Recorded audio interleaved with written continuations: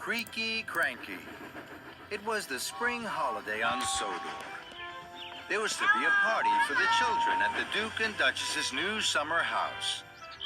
All the engines were very excited and very busy. Thomas chuffed cheerfully into the docks. James and Henry were passing through. Good morning, James. Good morning, Henry. Where are you puffing to? I'm taking these straw bales to the summer house for the children to climb on. I'm taking wood to make a stage for the children's show and barrels of lemonade to drink. How wonderful. I'll see you later at the summer house.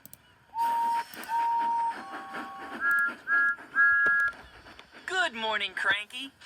What's good about it? It's the Duke and Duchess's party day. Party smarty. I don't go to parties. I'm stuck here loading and unloading all day.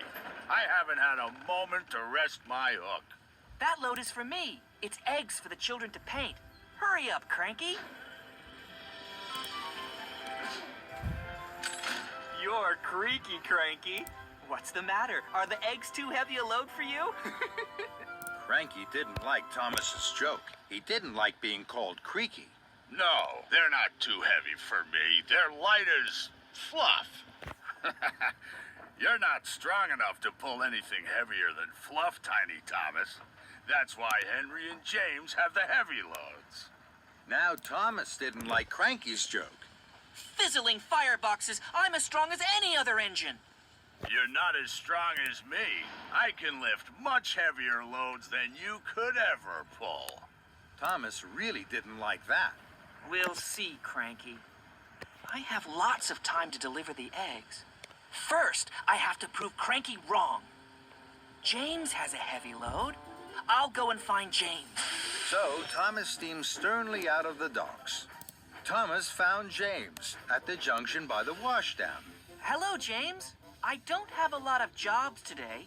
Shall I deliver your heavy load of wooden barrels for you? You can stay here at the washdown. Then you'll be perfectly polished for the party. James thought this was a very good idea. Thank you, Thomas. So James was uncoupled from the heavy flatbed of wood, and Thomas was coupled up. The flatbed was heavy. Puffing and puffing, Thomas set off for the docks.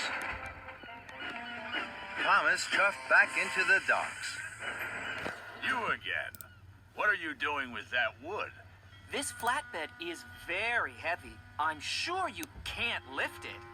Cranky looked at the flatbed of wood and barrels. I'm sure I can. Cranky's hook swung low over the wood. Thomas watched and waited.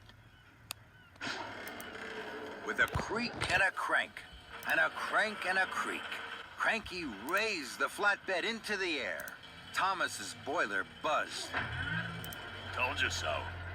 You're still creaky, Cranky. And you're still Tiny Thomas.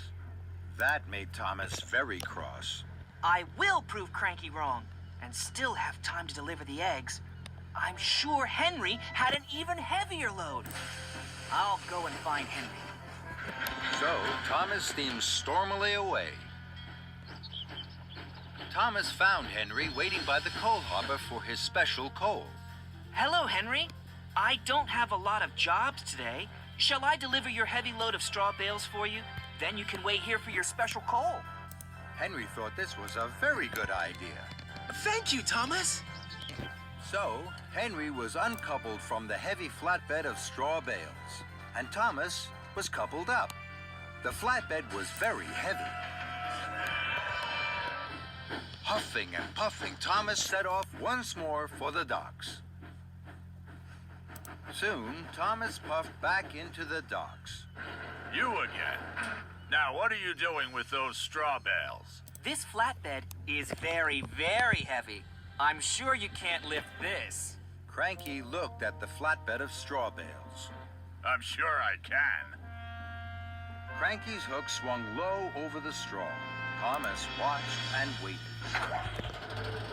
With a creak and a crank, and a crank and a creak, Cranky raised the flatbed of straw into the air. Thomas's funnel fizzed.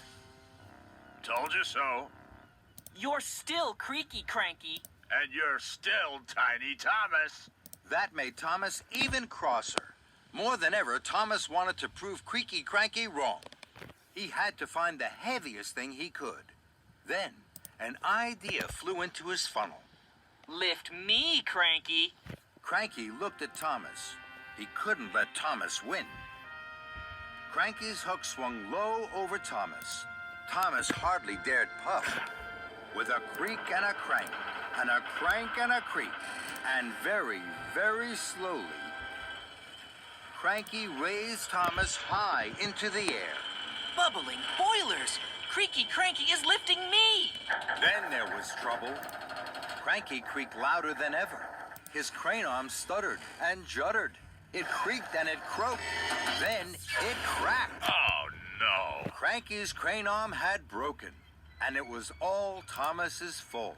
Thomas was stuck high in the sky and blowing in the breeze. Then Sir Topham had arrived. Thomas, what are you doing up there?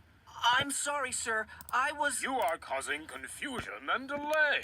The Duke and Duchess have no wood, straw bales, or eggs. Now I see you have them all here. Cranky is broken, and you, Thomas, think it's a good time to try being a bird. The Duke and Duchess are waiting. Thomas felt very silly. Then Sir Topham Hatt looked at Cranky. And you're as silly as Thomas. Cranky crumpled. The shame to be as silly as a steamy. Soon, a workman had climbed up Cranky.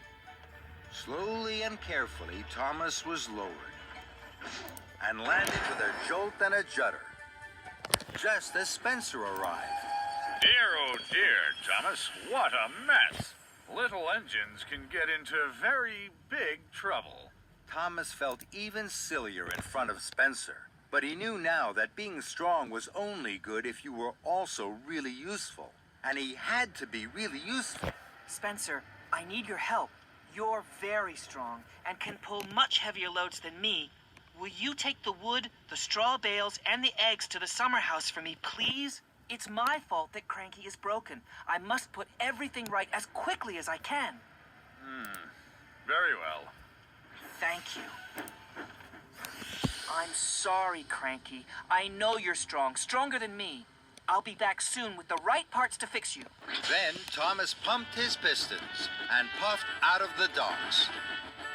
Thomas wheeshed like the wind all the way to the steamworks. Hello, Victor. Cranky creaked, and now he's cracked. He needs new parts. You've come to the right place, my friend. Parts aplenty here. We'll have Cranky up and lifting in no time. Soon, Thomas's flatbed was loaded with new parts for Cranky. Thank you, Victor. Of course, my friend. Give Cranky my best. And Thomas puffed happily away. Thomas puffed into the docks with his heavy flatbed. Cranky was still looking crumpled. Here you are, Cranky. We'll have you fixed in no time. Thank you, Thomas. That's a heavy flatbed. You know, you're not tiny. And you're not creaky. Cranky laughed, and that made Thomas laugh too.